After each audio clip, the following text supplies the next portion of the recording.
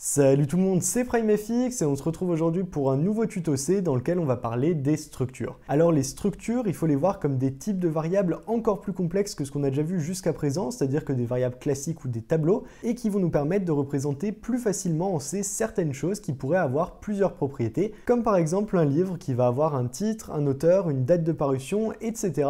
Les structures vont nous permettre de regrouper toutes ces informations à l'intérieur d'un seul et même élément.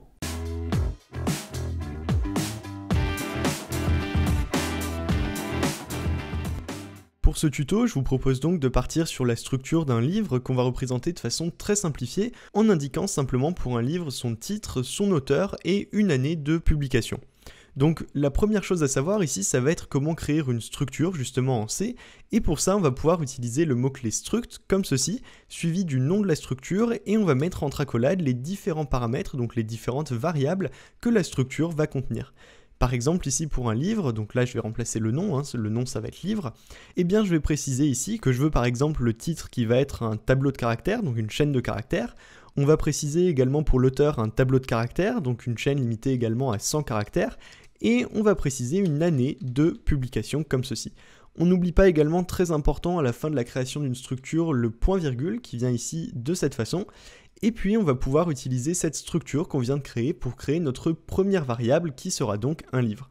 La déclaration d'une variable fonctionnera ici exactement de la même façon qu'avec n'importe quel autre type, sauf que le type qu'on va utiliser ici c'est le type struct livre comme ceci, et on va préciser ensuite le nom de la variable qui va être par exemple livre 1 comme ceci. Vous voyez également que j'ai mis le nom de la structure ici avec une majuscule au début, donc j'ai mis livre avec un L majuscule, c'est simplement par convention, voilà, habituellement on met souvent les noms de structure avec une majuscule au début. Je vais donc pouvoir renseigner les champs titre, auteur et année de mon livre, de livre 1, et pour ça, eh bien, je vais dire livre 1. Et ensuite, je vais pouvoir accéder, vous voyez d'ailleurs que l'éditeur ici, Visual Studio Code, me propose ces champs automatiquement, je vais pouvoir accéder aux propriétés de ma structure, donc année, auteur et titre.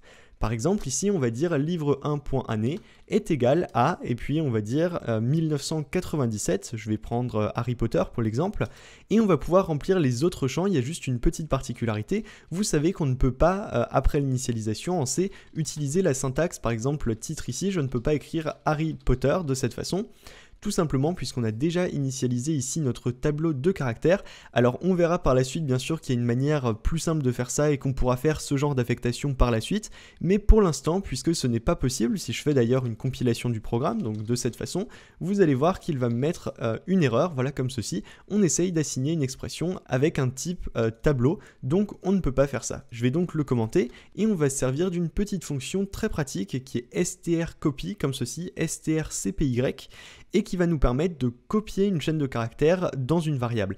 Ici, je vais donc copier dans la variable livre1.titre, je vais copier la valeur Harry Potter, comme ceci, donc avec 2 R plutôt que 2 Y, voilà, comme ceci, un point virgule, et donc là, si je viens recompiler le programme, vous allez voir qu'il me dit « Attention, on ne connaît pas, il y a une déclaration implicite de la fonction strcpy », et le compilateur me dit même en note ici que inclure la librairie string.h pourrait nous donner une déclaration pour strcpy.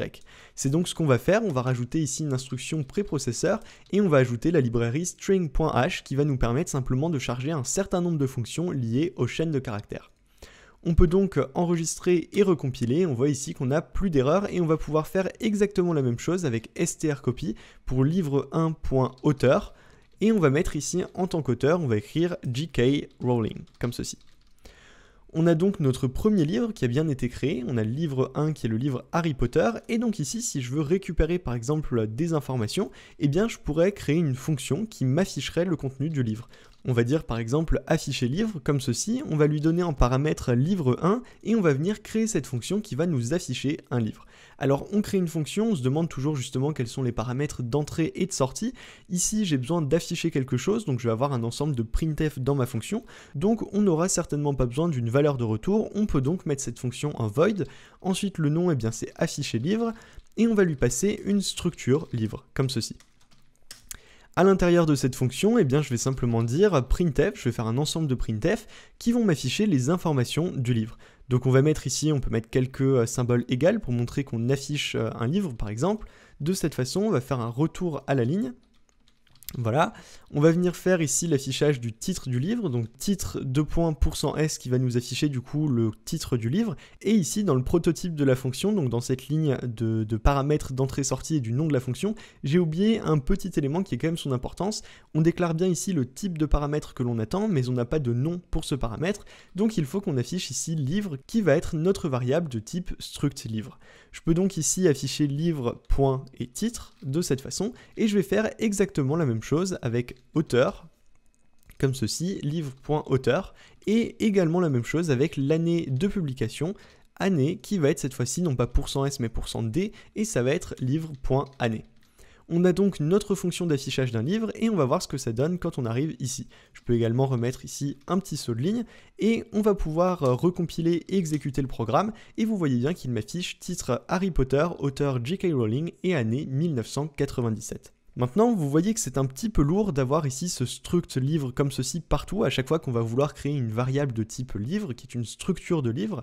Et bien justement, on va pouvoir faire un petit raccourci grâce à typedef qu'on a vu dans le précédent épisode de cette série en disant ici tout simplement typedef struct livre, livre de cette façon, et là c'est très important de répéter livre 2 fois puisque c'est le type struct livre que l'on va renommer en livre, donc juste le mot livre. De cette façon, ça va me permettre d'utiliser partout uniquement le mot livre au lieu d'avoir à écrire struct livre comme je l'ai fait jusqu'à présent. Vous voyez donc que c'est tout de suite un petit peu plus léger au niveau des fonctions et au niveau du programme, notamment si on veut créer plusieurs livres, et le fonctionnement restera bien sûr exactement le même. On peut d'ailleurs faire ça de façon encore un petit peu plus raccourcie. En prenant ici struct, on va pouvoir créer ce qu'on appelle une structure anonyme. Donc anonyme, c'est simplement d'enlever le nom. Et pour créer une structure anonyme, on peut faire ça de cette façon. Struct, on ouvre les accolades et on vient créer une structure. Alors le faire ici dans le vide, ça n'a pas grand intérêt, mais par contre, là où ça devient intéressant, c'est qu'on va pouvoir créer cette structure directement ici à la place de livre, en créant cette structure comme ceci. On va créer en fait la structure dans le typedef et on va directement la renommer. Ce qui veut dire que livre va finalement être l'alias de struct, tout ça, de toute cette partie de code que j'ai sélectionnée ici, mais qu'on crée directement dans le typedef. Alors c'est simplement un raccourci, le fonctionnement sera à nouveau exactement le même, on peut le voir de cette façon, mais ça nous fait un code qui est simplement un petit peu plus concis. On peut faire de même avec un deuxième livre, par exemple, donc livre 2, comme ceci, et puis on va recopier, je vais copier-coller tout simplement tout ça, et on va faire cette fois-ci la même chose pour le livre Le Petit Prince, donc d'Antoine de Saint-Exupéry, et je vais mettre ici dans le titre Le Petit Prince, de cette façon, et ici Antoine de Saint-Exupéry. J'ai donc bien mon affiché livre, livre 1, je vais faire la même chose pour livre 2, alors bien sûr ici ça va être livre 2, de cette façon. Je vais afficher ici livre 2, et là si je recompile et que j'exécute, eh bien on voit bien qu'il m'affiche les deux livres que je viens de créer. Vous avez donc un bel aperçu de l'utilisation des structures qui vont nous permettre de créer des sortes de grosses variables vraiment complexes qui contiennent elles-mêmes des variables et qui vont nous permettre de représenter des éléments, des choses, des objets ou ce que vous voulez de façon un petit peu plus concrète en C.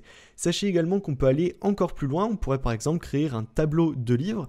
De cette façon, par exemple, on peut créer une bibliothèque, donc je vais dire ici livre bibliothèque, comme ceci, qui va être par exemple un ensemble d'une centaine de livres, et ici on pourrait créer directement nos livres à l'intérieur de la bibliothèque. C'est-à-dire que si je viens masquer ici ces deux variables livres, qu'on vient les créer de cette façon, eh bien on pourrait dire bibliothèque comme ceci entre crochets 0, le premier élément du coup, va contenir cette année, va contenir ce titre et va contenir cet auteur, donc comme ceci.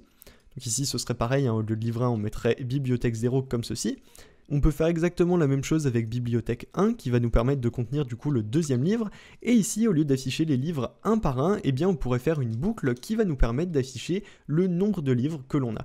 On pourrait donc créer une variable nb livres par exemple qui sont dans la bibliothèque qui serait égale au début à 0, on l'initialiserait à 0, et à chaque fois qu'on va ajouter un livre, eh bien on pourrait dire nb livres de cette façon, et ça nous permettra de savoir exactement au fur et à mesure de notre programme combien notre bibliothèque contient de livres.